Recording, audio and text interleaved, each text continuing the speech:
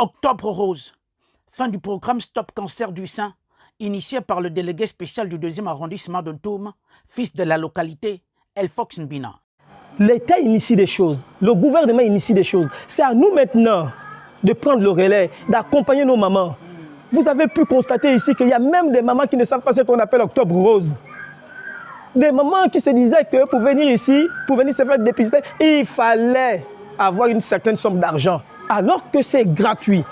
Donc c'est vous dire que autant le président de la République, chef de l'État, fait des efforts, autant le gouvernement fait des efforts, autant nous aussi, nous devons être des relais que le peuple attend de nous. C'est pour cette raison que cette gratuité a été mise sur pied afin d'accompagner le plus grand nombre vers le centre de santé de Ntoum. Sensibilisation des populations cibles, séance de dépistage. L'enjeu est de sortir les femmes des griffes de ces deux maladies qui laissent peu de chances de rémission quand elles sont tardivement diagnostiquées.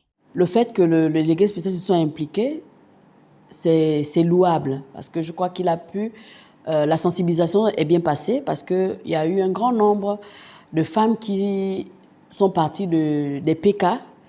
Je crois même que c'est déjà depuis le 18 là-bas et ça, toutes les femmes descendent à propos déjà du reportage qui est passé. Depuis qu'on a commencé, je suis satisfaite et les femmes sont satisfaites de savoir qu'elles sont en bonne santé. Mais comme on dit, tout le monde ne peut pas toujours passer à travers les mailles.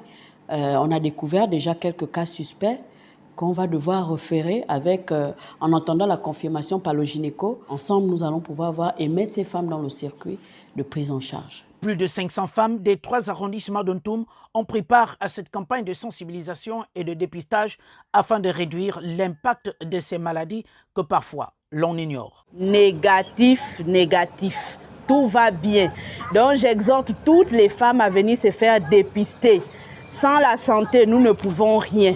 Donc Octobre rose est là, venons nous dépister massivement. Je remercie aussi le président de la transition, Dusclotaire Oligui, et monsieur le maire du 2e arrondissement, parce que c'est lui qui a fait en sorte que je me déplace. J'ai été transportée pour que je vienne me dépister. Et c'est ma première fois. Je ne l'ai jamais fait. Et je le remercie vraiment de tout cœur.